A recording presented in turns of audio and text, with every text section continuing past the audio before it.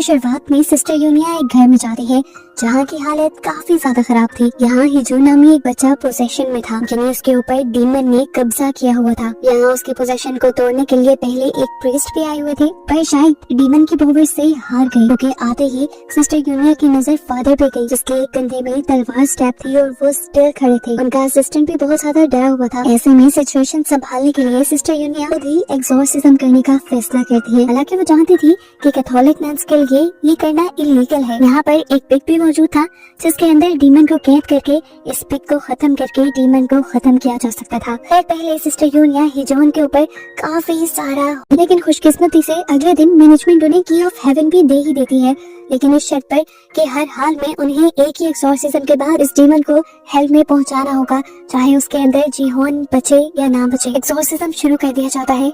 Doctor Paulo जो भी एक फादर थे वो भी इन तीनों को ब्लेसिंग्स देते हैं और यूनिया अपनी प्रेयर्स पढ़ना शुरू कर देती है। इस मर्तबा उसकी प्रेयर्स कुछ ज्यादा असर नहीं कर रही थी क्योंकि डीमंस पावरफुल हो चुकी थी, लेकिन उसने अपनी कोशिश जारी रखी और फिर डीमंस को गुस्सा आना शुरू हो गया। डीमंस ने उसे गालियां दी, उसका मजाक बनाया और उसे बताया कि जब तुम पैदा हुई तब भी तुम्हारी मॉम के अंदर मैं ही था। और ये बात यूनिया को पहले ही पता थी कि वो एक डीमन स्पून है, लेकिन ये नहीं जानती थी कि जीहोन वाला डीमन ही उसकी मॉम के अंदर भी था। वो उससे उसका नाम पूछती है लेकिन डीमन नाम बताने को तैयार नहीं था।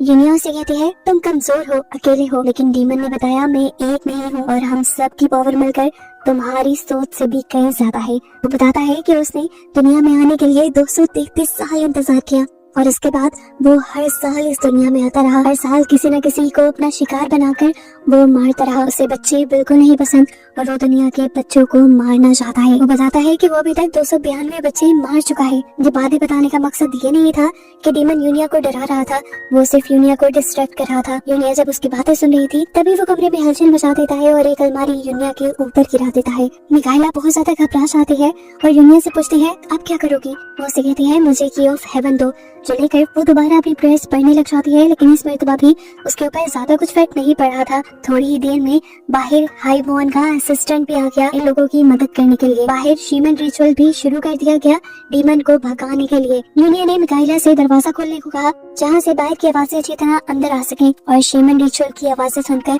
अब डीमन भी तड़पने लगा। डीमन के तड़पने से जीहोन की बॉडी बिल्कुल काली पड़ चुकी थी, लेकिन डीमन ने भी हार नहीं मानी और बाहर बैठे हुए हाइवोन के असिस्टेंट के ऊपर जो कि शीमन रिचुअल कर रहा था उसके ऊपर भी वो चीजें फेंकने लगा और उसे डिस्ट्रैक्ट करने लगा। हाइवोन का असिस्टेंट डरा नहीं और उसने अपना काम जारी रखा, उसने रिचुअल तोड़ा नहीं, जिससे अब डीमन थोड़ा सा कमजोर होने लगा था। जब हर तरफ हलचल मच रही थी तब यूनिया ने डीमन से कहा तुम मुझे बस अपना नाम बता दो, मैं वादा करती हूँ कि मैं तुम्हें अपनी बॉडी में ले लूंगी। डीमन यूनिया की बात मान लेता है और यूनिया को अपना नाम बता देता है। फाइनली अब यूनिया को नाम मिल चुका था। इसके बाद उसने डीमन से कहा तुम जीहोन की बॉडी को छोड़ दो और मेरी बॉडी के अंदर आ जाओ। डीमन जैसे ही जीहोन की बॉडी को छोड़ता है यूनिया को एक विजन आता है जिसमें वो और जीहोन स्पिरिचुअल वर्ल्ड में थे और स्पिरिचुअल वर्ल्ड में जीहोन उसे शुक्रिया कह रहा था। इतनी देर में यहाँ बहुत तेज हलचल मचना शुरू हो जाती है, हर चीज टूटने फूटने लगती है और आग लग जाती है क्योंकि डीमन जीहोन की बॉडी को छोड़कर यूनिया की बॉडी में आ रहा था। यूनिया कमजोर पड़ चुकी थी।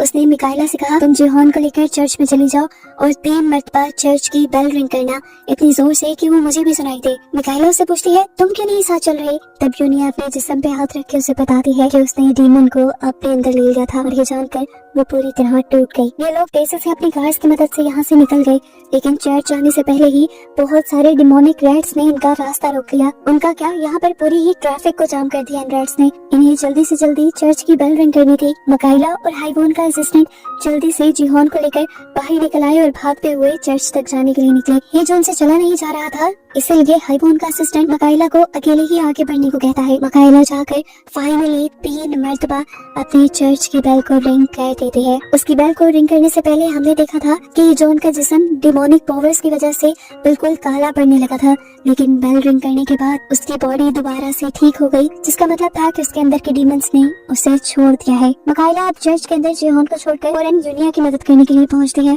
यहाँ हमें दिखाया जाता है सिस्टर यूनिया ने अपनी बॉडी के ऊपर की ऑफ हेवन रख के डीमन को अपने अंदर ही सील कर दिया था और अपनी बॉडी में डीमन को सील करने के बाद वो आग के अंदर चली गई। उसने सुसाइड कर ली, अपने आप को मार दिया।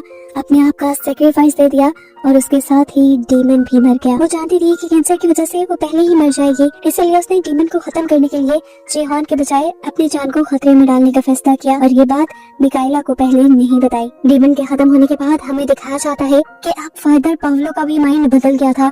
वो भी एक्सॉर्सिज्म और पोसेशन पे यकीन रखने लगे थे।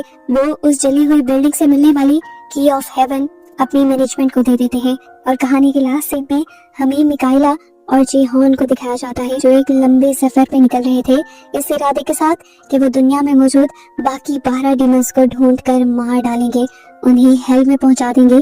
और बस इनके इसी सफर को दिखाते हुए ये मूवी यहाँ खत्म हो जाती है।